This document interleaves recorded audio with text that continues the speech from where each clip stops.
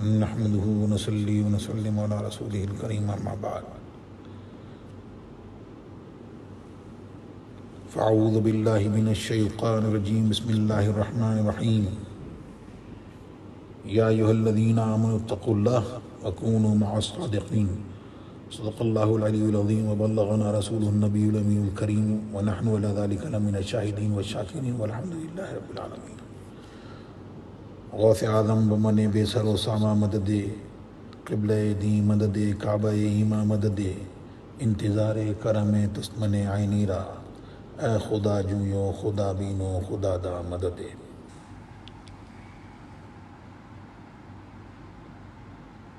اب یہ موقع وہ ہے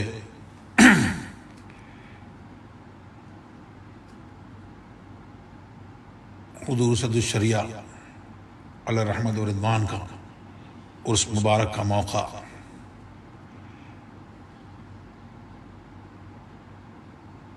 جلدی پھر حضور تاج الشریعہ کا والد گرامی کا عرس بھی ہوگا. یہ پینڈیمک اور یہ کورونا وائرس کے چلتے پابندیوں کے چلتے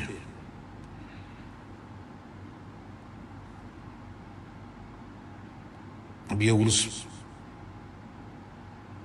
آن لائن کیے جا رہے ہیں.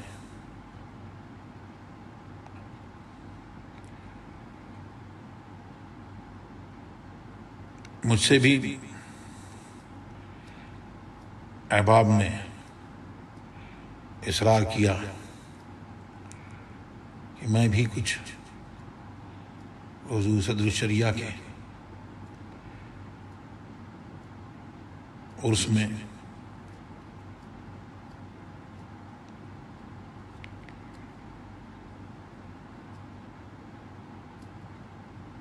حصہ لوں اور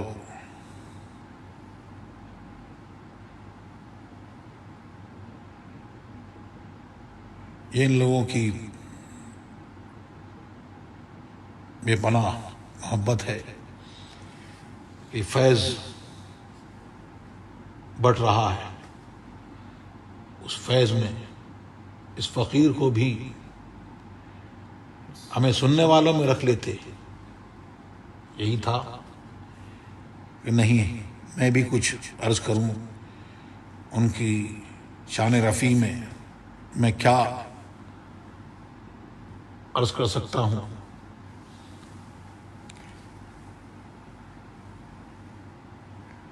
وہ اعلیٰ حضرت عظیم البرکت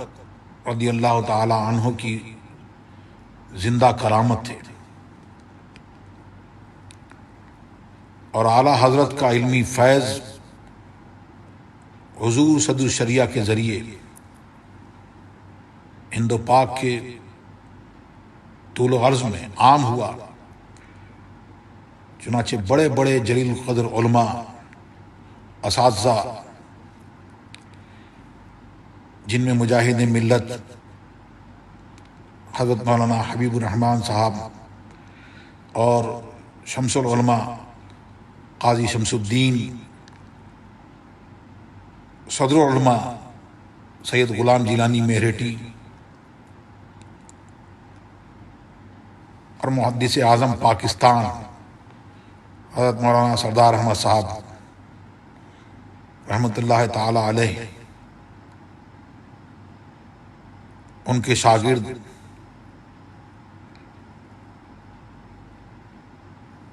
اور کیسے اور کتنے ان کے شاگردوں کے شاگرد جو اپنے زمانے میں مسلک اعلیٰ حضرت کے نقیب رہے. انہی میں حافظ ملت حضرت مولانا عبدالعزیز صاحب رحمۃ اللہ تعالی علیہ،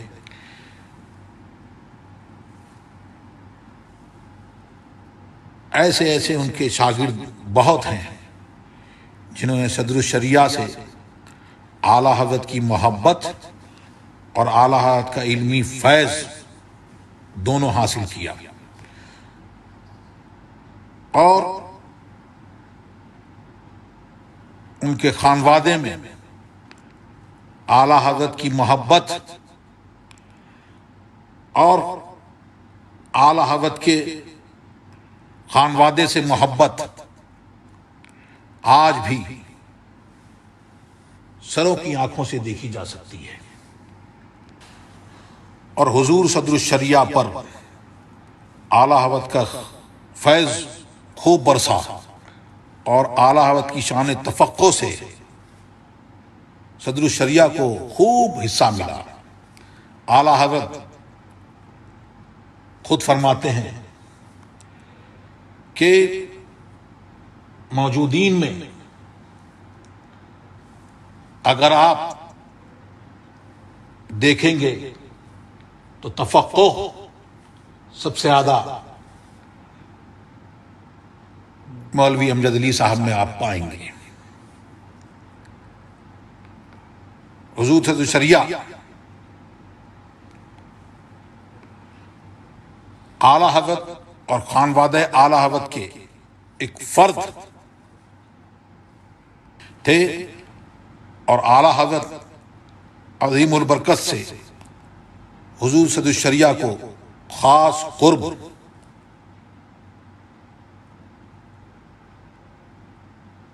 اور ان سے ایسی خصوصیت رکھتے کہ اعلیٰ حضرت کے صاحبزادگان کے بعد انہی کے لیے خاص تھی، اور اس طرح سے وہ اعلیٰ حضرت کے روحانی فرزندوں میں سب سے اہم فرزند اور سب سے زیادہ مقرب بارگاہ تھے۔ گویا اعلیٰ حضرت کے گھر کا ایک فرد تھے۔ جب کوئی دقت یا پریشانی علمی معاملات میں ہوتی تو اعلیٰ حضرت کی طرف سے گھر والوں کو یہ ہدایت تھی کہ ان کے آرام کے وقت میں کسی کے لیے پردہ نہ کرایا جائے، لیکن حضور صدر الشریعہ کے لیے یہ حکم فرما کہ مولوی امجد علی صاحب جب اجازت چاہیں فوراً پردہ کرایا جائے اور ان کو میرے پاس حاضر کیا جائے۔ اعلیٰ حضرت کی بیماری اور مرض وفات کے ایام میں بھی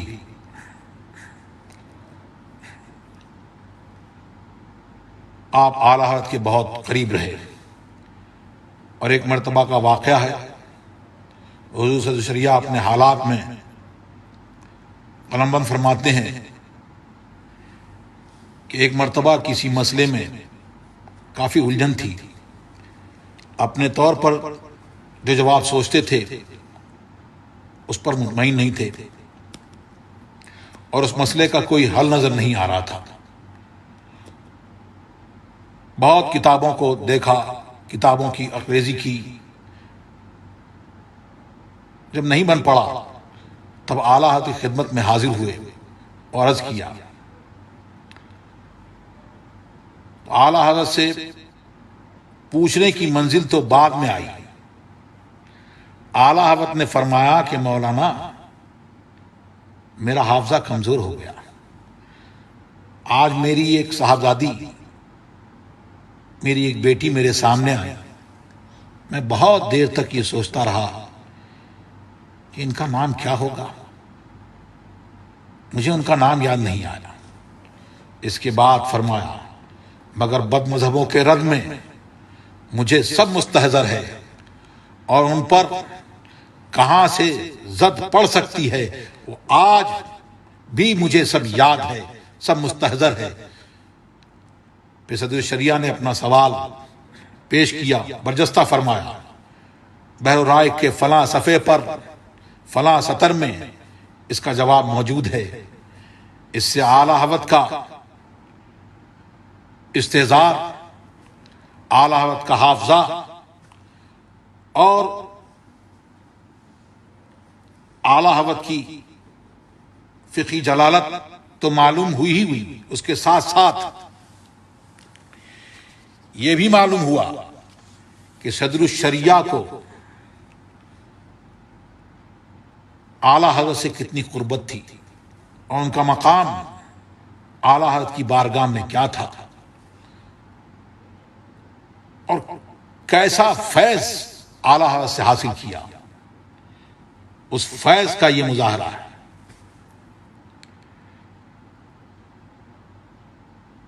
کہ ہند و پاک میں آج بکثرت جتنے علماء نامدار، ماہران روزگار اور اہل علم نظر آتے ہیں، سب آپ کے شاگرد ہیں۔ اور اب حضور صدور شریعہ کے شاگرد تو اب کہاں، لیکن ان کے شاگردوں کے شاگردوں کے شاگردوں کے شاگرد میدان علم میں صدر الشریعہ کا اور اعلیٰ حضرت کا لوہا منوا رہے ہیں۔ انہوں نے اعلیٰ حضرت کے فیضان کو عام کیا اور حضور صدر الشریعہ کو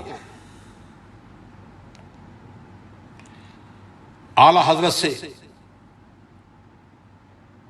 اور خانوادہ اعلیٰ حضرت سے کیسا لگاؤ تھا اور کیسی محبت تھی۔ میرے نانا جو خاندان کے بزرگ حضور مفتی اعظم ہند نور اللہ مرقدہ کے چچا زاد بھائی خلیفہ اعلیٰ حضرت مولانا حسنین رضا خان صاحب رحمۃ اللہ تعالی علیہ فرماتے تھے، ہم 5 بھائی ہیں،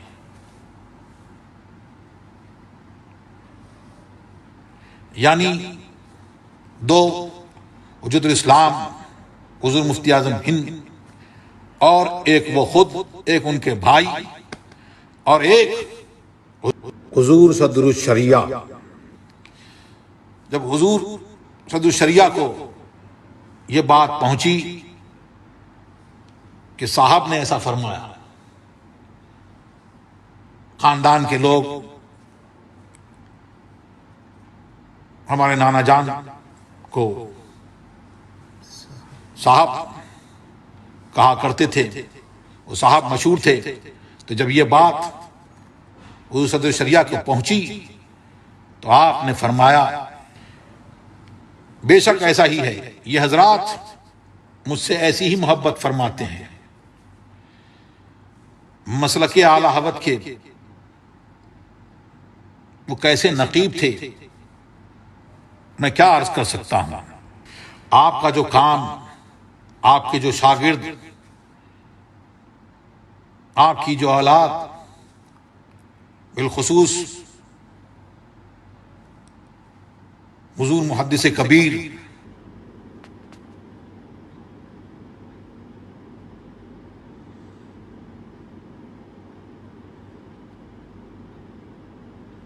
وجود مسعود، اس کا منہ بولتا ثبوت ہے اور اس بات کی مجسم تصویر ہے، مجسم گواہی ہے کہ حضور صدر الشریعہ کو اعلیٰ حضرت سے کس درجہ عقیدت و محبت تھی، اور اس محبت میں کس قدر گہرائی و گہرائی تھی کہ آج برسہ برس گزر جانے کے بعد آپ کی اولاد میں اور آپ کے شاگردوں میں، شاگردوں کے شاگردوں میں اور ان سے محبت کرنے والوں میں وہ محبت اور مسلک اعلیٰ حضرت سے محبت اور اعلیٰ حضرت سے محبت اور اعلیٰ حضرت کے جو مشن پر قائم ہیں ان سے محبت اس بات کی دلیل ہے۔ حضور صدر الشریعہ بریلی شریف کے قیام کے دوران بارگاہ رضا میں آپ کی بے لوث خدمات دیکھ کر جو دیکھے گا، جو اس کا مطالعہ کرے گا، اس کی آنکھیں کھلی کی کھلی رہ جائیں گی، دنگ رہ جائے گا۔ مصروفیات کا یہ عالم ہے کہ اپنے لیے صرف 2 یا 3 گھنٹے ہی نکال پاتے، بعد نماز فجر، ضروری اوراد و وظائف اور تلاوت قرآن پاک کے بعد قریب 2 گھنٹے انجمن اہل سنت اور پریس کا کام دیکھتے، پھر دوپہر تک مدرسے میں درس و تدریس کے فرائض انجام دیتے، دوپہر کے کھانے کے بعد پھر تدریس کے کام میں لگ جاتے، نماز ظہر کے بعد عصر تک پھر تدریس میں مصروف رہتے، نماز عصر کے بعد سے مغرب تک بارگاہ اعلیٰ حضرت میں موجود ہوتے اور خطوط کے جوابات، نقل فتاوی وغیرہ میں مصروف رہتے، بعد نماز مغرب تا عشاء اور بعد عشاء تا 12 بجے شب پھر دوبارہ فتویٰ نویسی میں مشغول ہو جاتے اور تصحیح کرتے، اس کے بعد قیام گاہ پر تشریف لاتے اور جو کچھ تحریر کرنا ہوتا وہ کام 2 بجے رات کو تک کرتے۔ بریلی شریف میں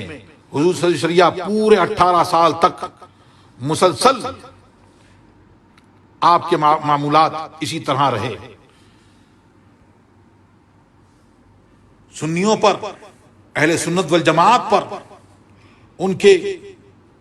بہت بڑے بڑے احسانات ہیں۔ کنز ایمان، ایمان کا خزانہ، یہ حضور صدر الشریعہ کی کوششوں کاوشوں کا شاہکار ہے، یہ اس کا منہ بولتا ثبوت ہے۔ اس کے علاوہ پریس کا کام، اعلیٰ حضرت کی مطبوعہ کتابوں کی روانگی اور پھر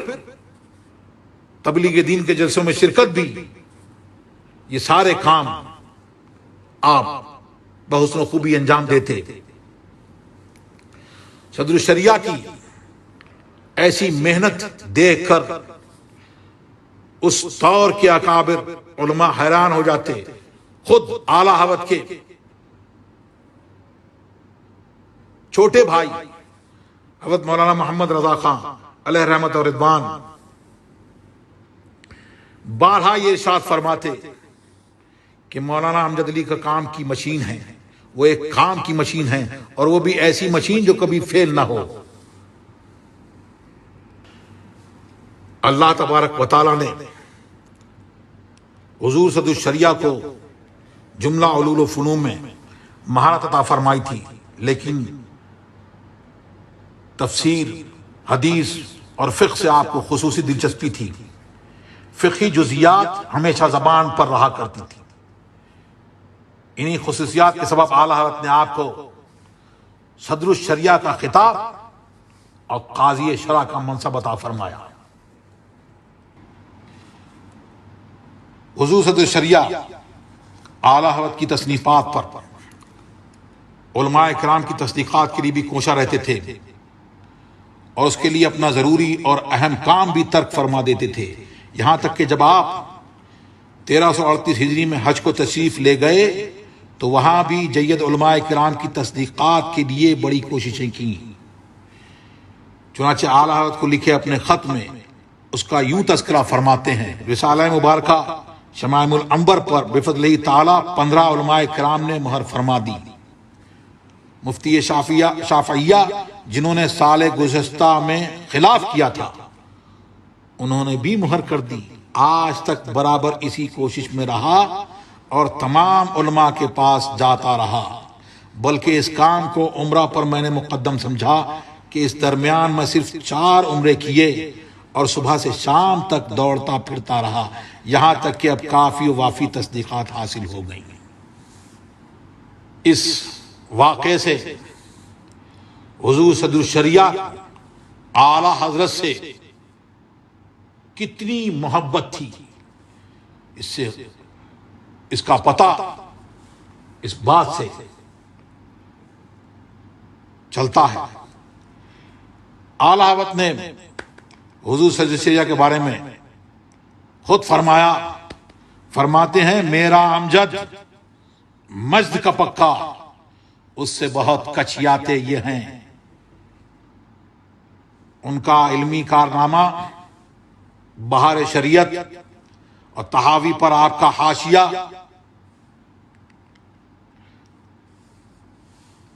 کشف الاستار اور ملک و طول و عرض میں جو علماء پھیلے ہوئے ہیں وہ سب ان کی پیداوار ہیں. اللہ تبارک و تعالی ان کی قبر انور پر رحمت و انوار کی بارش فرمائے اور حضور صدر الشریعہ کے جانشین حضور محدث کبیر کو اللہ تبارک و تعالی صحت و سلامتی کے ساتھ میں تا دیر ہم قربائے اہل سنت پر ان کا سایہ قائم رکھے.